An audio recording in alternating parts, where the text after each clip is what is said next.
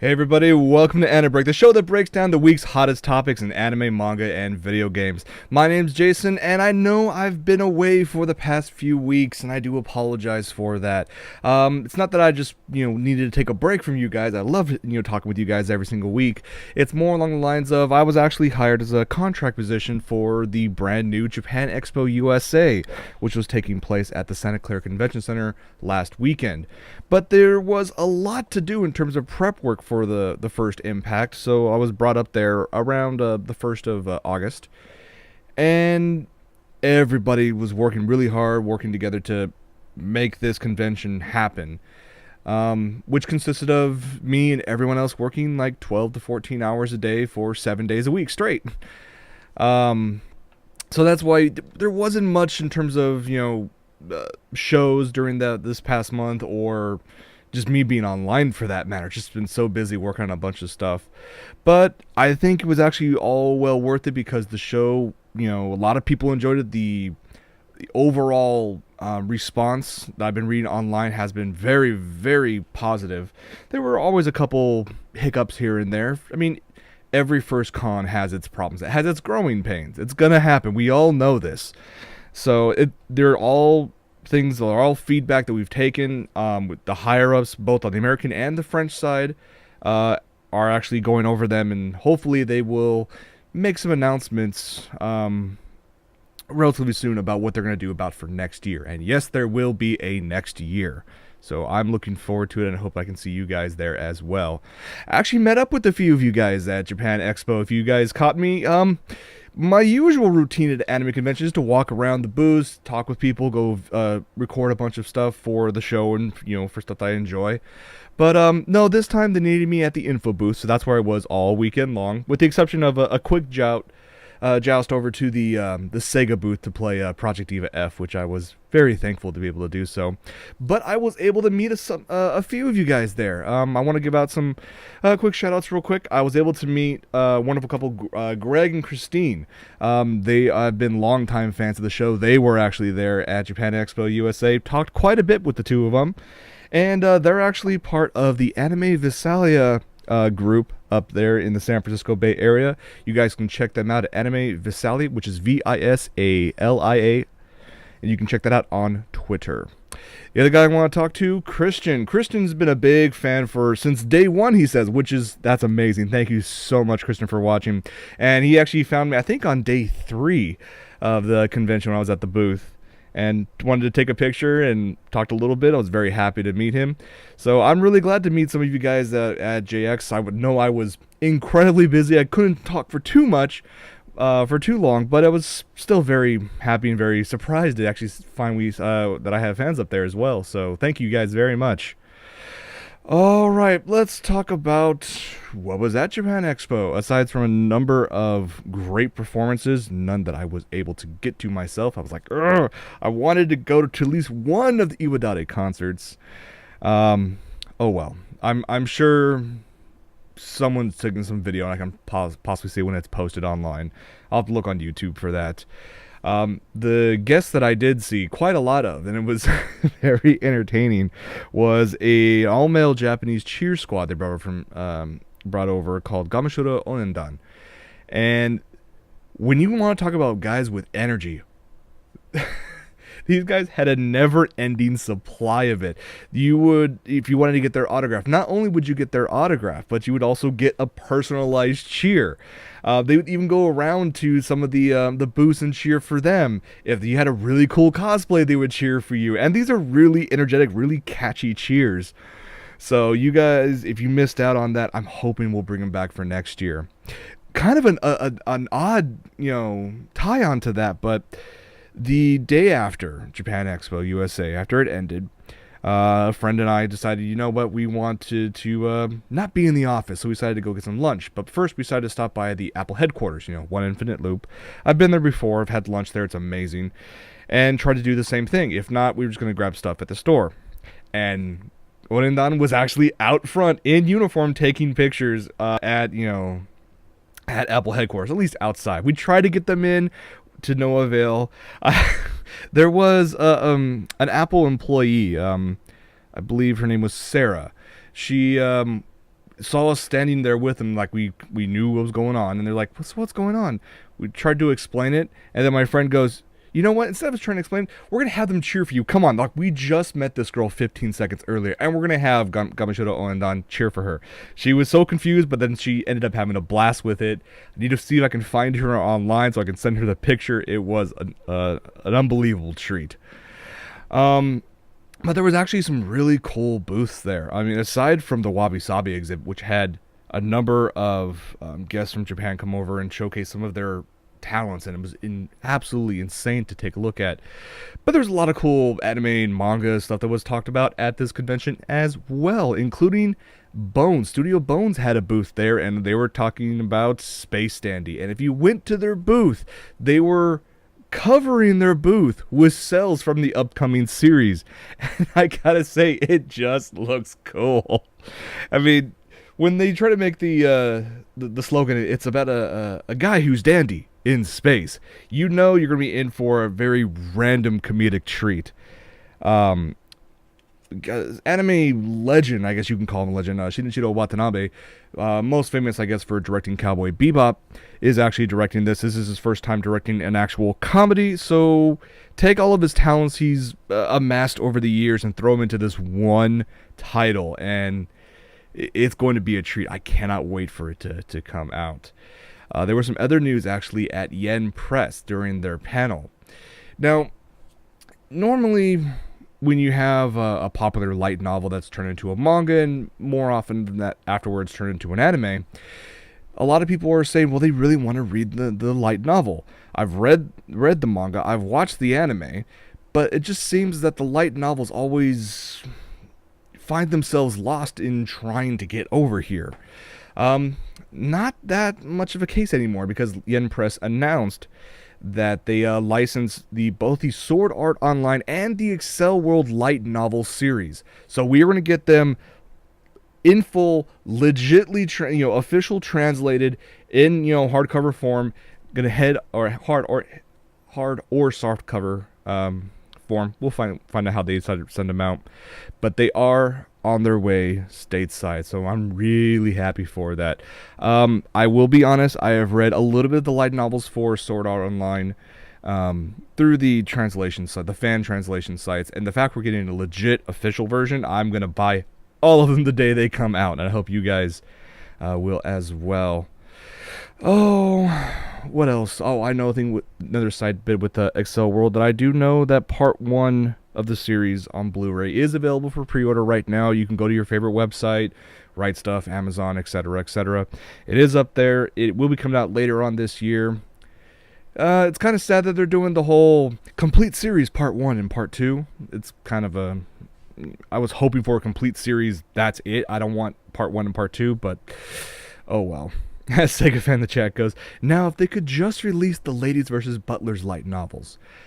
Well, here's a phrase that many an industry panel has said when fans say, I want you to bring this over, I want you to bring this over. Speak with your money. If there is something out there that you really want, you're going to have to pay not only for that, but for stuff before it. For example, the, Hatsune Miku, Project Diva F just came out like yesterday. No, 2 days ago, sorry. For the U.S. audience. And during the panel at Japan Expo, a lot of people were wondering, what about DLC? What about the PS Vita version? What about the 3DS version? And the response was always the same. We wanted to focus on this one thing at first to make sure we can bring this stateside. They brought it over really quick. They only made the announcement 4 months ago. That was an incredibly fast pace they set for themselves. But if people buy this one, then they can go to the higher ups and say, look, this one sold fairly well. So we can in turn believe that if we decide to bring out DLC for it or another similar game like it from Japan, people will probably buy it. It's the same thing with light novels. If you guys want to bring over these light novels from Japan, like officially translated, brought over in hard or soft cover versions, you guys have to start buying these other bits. And trust me, it's not a bad read anyway. So when these come out, definitely want to pick up the light novels for Sword Art Online and Excel World. I mean, they're already tied together, so might as well. Some info actually from Disney. Kind of odd to talk about Disney here, considering that's usually a topic for From My Mother's Basement, but okay. But yes, Disney made the announcement they're going to bring Studio Ghibli's latest film, The Wind Rises, to North America. They're going to handle theatrical distribution. You may be wondering why, considering only recently G-Kids signed a deal with Studio Ghibli to release most of Ghibli's films theatrically in the United States. I have no idea why they decided to switch back over to Disney. Maybe they were unhappy with G-Kids. Maybe Disney just sent them a bunch of money in the shape of flowers. Who knows? Disney has the money they can do that. But yes, Disney will be distributing the film in the United States in theaters. We have no idea about what time frame, but I'm very glad it will be making its way stateside in theaters, and hopefully with a fairly wide distribution. So we shall see. Should we talk about some manga, actually? There is a few series back in the day that I was a big fan of. Negima, Love, Hina, and those series were known for being long. I mean, not Rumiko Takahashi long, but still fairly long in their own right. And the manga cover for both of them, Ken Akamatsu, actually is going to be coming out with a brand new manga that launches, actually, I think this week in Japan. This is going to be interesting. I'm not sure what to expect from this. It definitely seems like Ken Akamatsu is definitely retaining his classic his style, and some people might consider that a detriment. Some people may consider that, a nice throwback to his classic works. But we'll see. I mean, this series is called UQ Holder. It's the first installment's going to be 82 pages long. The story is set in the near future, a decade after magic has been introduced to the world. It then focuses on a boy who is drawn into magical battles after leaving the seclusion of his home village. This honestly kind of sounds like an expansion of Negima, but, hey, I'll take it. I'm a big fan of Ken Akamatsu and his works, so I'm hoping someone will pick this up soon and bring this over. I mean, granted, it'll be a few months before we even see the first volume in Japan, but still, I would love to see this. Also in manga news, a series that you probably you've probably seen several of the anime, you've probably even read some of the manga, but you probably weren't expecting it to be continually going on. I'm talking about Oh My Goddess. The manga has spun off how many OVAs, anime series, movies, I've lost count. But it's still a fantastic series, and the manga is still going, and it just celebrated its 300th chapter. 300 chapters. That is absolutely insane. Now, to help celebrate for that, many other manga all-stars actually decided to create their own, posters and covers to help celebrate the occasion. Like we have this one here from Oh Great, who worked on Tenjo Tenge. I really like the design. I think Oh Great has the style down pat. There are a few others. The only one I'm going to show right now was actually from the manga supergroup known as Clamp, and this one, it definitely has the Clamp influence in 2 out of the 3 of the girls. Would I want to see Clamp to do like an offshoot of Oh My Goddess?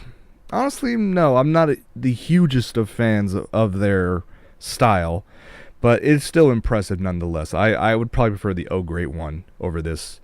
But there's actually a number of other manga all-stars that actually created their own covers to celebrate this monumentous occasion. You can find out more about it. You can see all the other covers over on Crunchyroll. They have a really cool article about it. Okay, so we already started talking about Miku. I mean, I spent so much time on this already. I've unlocked almost all the songs on hard mode. Now I need to just buckle down and start playing the harder modes so I can unlock even more stuff. I am definitely addicted to it. But that's not all the Miku news that's going on. Of course, we have the new Miku Concert coming up, actually fairly soon, like Saturday. This one's going to call the Magical Mirai Concert. And this is actually in Japan, it is a one-day festival all about Hatsune Miku for all the fans to enjoy. And unfortunately, people over here in the United States and everywhere else around the world, unless you have a ticket to Japan, you can't enjoy the festival. But you can enjoy the concert. You have multiple different ways to enjoy it. One, if you have a Nico Nico account, you can actually stream it right to your house, right to your computer screen. Now, if you are a premium member, you will be able to watch the stream for free. If you are not a premium member but still have a regular account, which is free, so you guys can always sign up as well, it is $15, approximately $15. But thankfully, there actually is going to be a few theaters in the United States are going to be streaming this in a delayed broadcast of a few hours, but on the big screen. One being actually in New York City at the Anthology Film Archives, and if you're on the West Coast, in LA, you're going to be at the Downtown Independent with me. I definitely will be there. I bought my ticket already. It may actually be sold out. I've heard rumors that it could possibly be sold out, but I went to the brownpapertickets.com website and it seems to be still up, and you can still buy tickets. So if you haven't picked up your tickets yet, you kind of need to. Now, in order to try to prep you guys for this, it's interesting how something decided to leak its way online, and this actually is apparently a practice mode, I guess you can call it, for this concert that popped up online. This is basically they're just testing out all the quality of the projectors and how the models actually interact with the hair and whatnot. So this is kind of a taste of what you're going to get from the concert. I'm definitely going to be there. I'm looking forward to this. And for those of you who are wondering, I want these models to, create these myself. Well, we've talked about it before, but the models that they use for the Miku concerts are essentially the exact same ones used in the video games and the arcade version, the PS3 version, just heavily up-resed. So it's kind of cool to see a little behind the scenes of how they've tried to prep everything. It was kind of surprised they're still only using 2 projectors, but I'm guessing at that certain angle it should provide a wider angle of view, so they could possibly get more people into the concert. So that's kind of cool. I know of actually 2 people who are going to be at the concert, physically at the concert, so I'm very jealous of them, but I'll be able to watch it. I'll be a bit delayed at LA, and I hope you guys can join me at the Downtown Independent for that. It'll be this Saturday. It's a little early. The concert starts at 11 a.m. I'll probably be there by 9, just because I want to get a seat and just hang out with friends and meet new people and just talk about Miku. It's awesome stuff. All right. Pernizawa confirms that it is sold out. Okay, so those of you who have bought tickets, yeah, I will see you there. Those of you who have not, get yourself a free NicoNico.com membership, and then you'll have to pay $15, which is cheaper than what I paid, to stream it to your computer. All right. Shall we talk some gaming news? Yeah, let's talk some gaming news. I have a love... It's not a love-hate relationship. It's a love-confused relationship with Nintendo. They definitely have the nostalgia factor down pat. They can make rehashes of their classic titles from here till eternity, and people will still buy them, myself included. Especially when they start making announcements that they're dropping the price of their consoles. Like, I know the Wii U Deluxe version is gone down in price $50. It's now only $299, which is now right at that point where I'm like, I know I was talking about trying to get a handheld, either a 3DS or a PS Vita, but that's almost at that same price, because now, both of those are at $200. Or are they? Because Nintendo announced a new handheld. Kinda. They showcased this, and when I first saw this, I honestly thought that this was off of like The Onion or some other parody website. No, this is the Nintendo 2DS. What this is is a Nintendo 3DS. The screen sizes are exactly the same. Buttons are all the same they were in the 3DS. There is no hinge now. It's all one flat surface, so you cannot fold this into your pocket. It is a little bit smaller in terms of the form factor, so it comes with a small case, or you can buy your own cases. But the big thing is that it no longer has the 3D capability. It'll play all the Nintendo 3DS games in 2D. But it'll also play all of the original Nintendo DS games. I forget how many, I think it's like 2,000 Nintendo DS games that this can actually be played on. So essentially, yeah, it's a Nintendo 3DS without a hinge, and it only plays it in 2D. Now, why do you ask? Why would they release something like this? Are the Nintendo 3DSs not selling that well? Well, I think they are selling fairly well. Nintendo still has the stronghold over the handheld market by a long shot.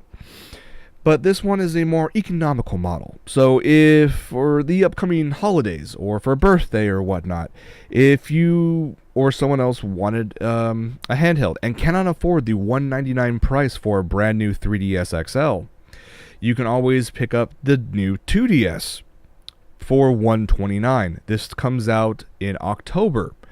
Now, I look at this and I go, I can kind of see where you were going with this, but this kind of reminds me of like other failed rehashes, like, what was it? The Game Boy Advance Pocket, or the Virtual Boy, or a few other of the the knockoffs, I guess you can call them. But yeah, I mean, one of the big things about the whole DS franchise was the fact that it had a hinge, so you can close it and actually be able to fit it in your pocket. This, there's no way. So you lose some portability, I guess. I mean, it's up to you guys if you guys want to check this out. I'm honestly going to pass on this because if I'm going to spend money on a handheld, I'm going to get the full experience. I'm not going to get a discounted knockoff. So I'm going to either go for the Nintendo 3DS XL for $199, or I might be able to find it cheaper elsewhere. But then there's also the PS Vita, which has just been dropped in price to $199 as well. And they do have Project Diva for the PS Vita.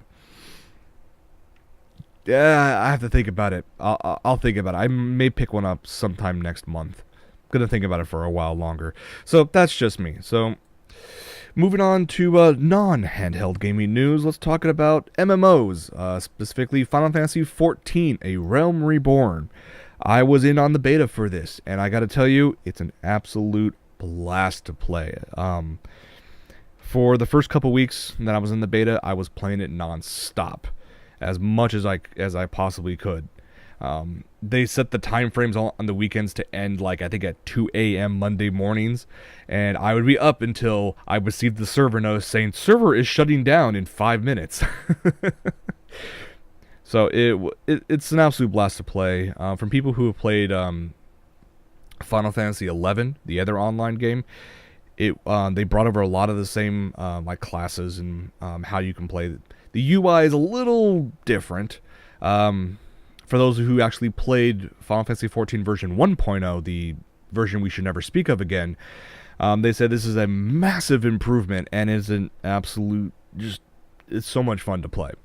So I'm here thinking, okay, cool. Let me go see if I can buy the limited edition. Don't really have the funds for it. Okay, I'll get the standard edition for PC. What do you mean? What's this notice stating that I can't download it? Yeah, Square Enix apparently has had some problems with a large amount of its users trying to log into the game. Yes, they should have expected this. It's a launch or relaunch, as you want to put it, of an MMO. You're going to have some server login issues at the beginning. You apologize, you try to fix it as fast as possible, and you move on. But for some reason, Square Enix decided to put a hold on all digital download versions. So if you wanted to buy Final Fantasy XIV right now, you have to go, like me, and hunt down a physical retail copy. I should be able to do that tomorrow, but it was kind of odd that they decided to put a hold on all digital downloads. So those people who may have pre-ordered it and haven't really downloaded it yet to start the game, you can't get in it yet, even though you paid for it. It's kind of weird. So here's hoping they will go and fix our situation. I will be very sad if I go out tomorrow, buy a retail copy of the game for my PC, and then only to get to their screen and say, I'm sorry, you cannot download the necessary parts to your retail version. You must try again when we say you can. Here's hoping. I mean, well, like I said, what I played, it was so much fun to play. I'm hoping you guys jump on it as well. Let me know if you do, and let me know what server you're on, what handle you use. I'll probably find you in game. That is if I can actually get in the game. So I'll let you guys know. We're getting close to the end. We're gonna talk about some figure news real quick. There's so much talk nowadays about the upcoming Sailor Moon anime that they're obviously going to be re-releasing or releasing updated versions of all the Sailor Moon figures, especially the Figmas and whatnot. We've already been talking about them a few times in the past on this show. We're not going to talk about that. We're going to talk about a series that is still talked about to this day, even though the anime itself came out years ago. Megahouse has seemed to be teasing a certain figure. See if you guys can guess what that is in the pink outline. Yes, apparently they're teasing an upcoming figure to be released in 2014 of Utena Tenjo. The Utena series is a series that was on many people's like top 10 list. Like when they grew up with it, it was one of those. It was very moving. It struck them in a very personal way, and they've been begging for either like a Blu-ray release or even a continuation. That'd be amazing if they did. But apparently Megahouse is going to try to jump into that fandom a bit by releasing some figures based on the iconic classic series. Now, it looks to be about 1/8 scale, so not that big, but it should be fairly detailed. Megahouse does some decent work. Again, we have no other details other than it could possibly come out sometime 2014. But there is another series that is out right now. It has been out for a couple seasons. It's a series that I thoroughly enjoyed. I've enjoyed the manga. I've enjoyed what I've read so far of the light novel series. But this figure makes me wonder. I'm talking about Sword Art Online, and I'm talking about Asuna. She has a number of epic figures out available right now. They've been out for a while. Most are sold out. Some are still available, depending on where you go online. Don't go to eBay. But this one, it's just, I don't know. I'll just say that the title for this figure is called New Wife Always Says Yes, and it's by a company called Shada Ani. Now, I have to say, they have the face down perfect. They have the outfit down perfect. They have, her adjusting her stockings, which is always a plus in my book when it comes to figures. But it's just that pillow with the big heart that says yes in that certain place that just makes me pause and I wonder, should I buy this? And I'm kind of leaning towards no, which is sad because everything else about this works well. The pose I can deal with, I guess, but the pose tied in with that where that pillow is at, yeah, I may have to pass on this. There's a number of other great Asuna figures out there. I'm probably going to skip on this one. She isn't what you call cheap either. Her retail price is 8,500 yen, so you're going to be spending close to $100 when it includes shipping to bring her over. Think I might skip out on that one personally, but if that's something you guys really enjoy, you guys want to check that out. All right. Well, I think that's going to be it for this episode of AniBreak. I want to thank you guys so much for hanging out with me. I know we're a day later than our normal time frame. Like I said at the beginning, I wasn't able to get home in time for a regular time slot. But starting next week, we will be back to our normal time frame on both AniBreak and From My Mother's Basement. So if you were missing out on your OtakuLife fix, and I know there are some of you who have, I do apologize. I'm going to get some of the back episodes up going over this weekend, And I'll be back on Sunday at 5 p.m. with Michael for an episode of our ongoing series. But like I said, that's going to be it for this episode of AniBreak. Stay tuned for post-show. Thank you so much for hanging out. And for AniBreak, I'm Jason. We'll see you guys next week. Take it easy.